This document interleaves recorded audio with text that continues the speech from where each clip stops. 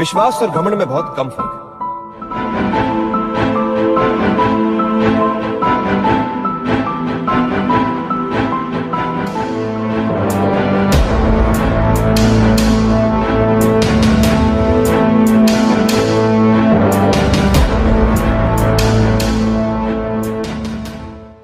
क्यों और किस लिए की गई थी गुलशन कुमार की हत्या?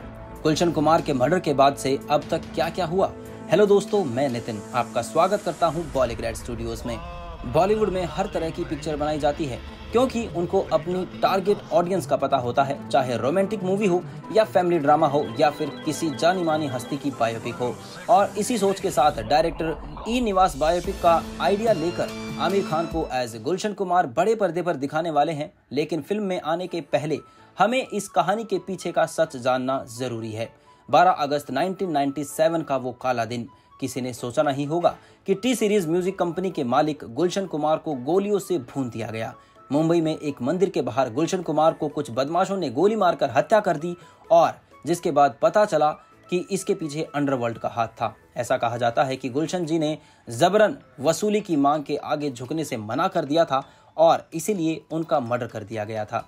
जैसा कि आप सबको मालूम है कि गुलशन कुमार काफी आस्तिक थे, उनका भगवान पर बहुत भरोसा था और उनके रूटीन में डेली मंदिर जाना होता था। और उनकी हत्या वाले दिन भी उन्होंने सुबह 10:40 पर मंदिर में पूजा की और जैसे ही सीढ़ियां उतरते हुए वो अपनी गाड़ी की तरफ बढ़ने लगे, एक लंबे बालों वाला आदमी उनके पास आकर खड़ा हो गया और उसने चिल्लाकर कहा, बहुत पूजा कर ली, अब ऊपर जाके पूजा पाठ करना क्योंकि भगवान को तेरी कुछ ज्यादा जरूरत है। और इतना कहते ही उसने गुलशन कुमार के सिर में गोली मारी और इसके बाद उस आदमी के 2 साथियों में उन पर 16 बुलेट की फायरिंग की और उनके शरीर को गोलियों से छलनी कर दिया। और उनकी हत्या के बाद उनके बेटे भूषण ने इस कंपनी को संभाला और आज टी सीरीज भारत की सबसे बड़ी म्यूजिक कंपनीज में से एक है। और इसी सच को दिखाने के लिए इनकी बायोपिक जल्दी हमारे सामने आ जाएगी। गुलशन कुमार के बेरहमी कत्ल के बाद आरोप अब्दुल रौफ को अरेस्ट किया गया। हालांकि तब उनकी हत्या के लिए म्यूजिक डायरेक्टर नदीम को भी जिम्मेदार माना जा रहा था।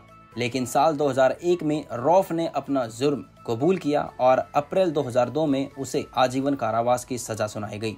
लेकिन बीच में रौफ जेल से फरार हो गया और बांग्लादेश भाग गया। लेकिन एक और आरोपी को भी अरेस्ट किया गया था, लेकिन इस बारे में कभी किसी को पता नहीं चला। लेकिन इसके साथ बॉम्बे हाई कोर्ट ने रौफ और राशिद को अरेस्ट किया और लाइफ टाइम कारावास की सजा सुनाई थी। वहीं टिप्स इंडस्ट्री के मालिक रमेश तौरानी को इस मामले में बरी करने अपना फैसला बरकरार रखा था, क्योंकि रमेश तौरानी पर आरोप था कि उसने आरोपियों को हत्या के लिए उकसाया और उन्हें 25 लाख रुपए दिए। कैसेट्स और टी सीरीज उस टाइम पर एक दूसरे से सबसे बड़े राइवल थे। हालांकि रमेश तौरानी के खिलाफ कानून कोई सबूत पेश नहीं कर पाया था, लेकिन अगर बात नदीम की थी तो उन पर आरोप लगते ही उन्होंने पूरी कोशिश की वो खुद को बेगुनाह साबित कर पाएं, लेकिन वो नाकाम रहे और जल्दी ही भारत छोड़कर ब्रिटेन चले गए थे और लगातार वहां से भी अपनी बेगुनाही साबित करने के लिए आवाज उठाते रहे थे। इन सभी छोटे आरोपियों की रूट असल में अंडरवर्ल्ड डॉन दाऊद इब्राहिम था, लेकिन उस तक पुलिस भी नहीं पहुंच पाई थी। लेकिन मोगल फिल्म में असली हत्यारे को सजा भी होगी और आमिर खान अपने इस रोल के साथ पूरा जस्टिस भी करेंगे और टी सीरीज के राइजिंग ईयर्स को भी इस कहानी में दिखाया जाएगा।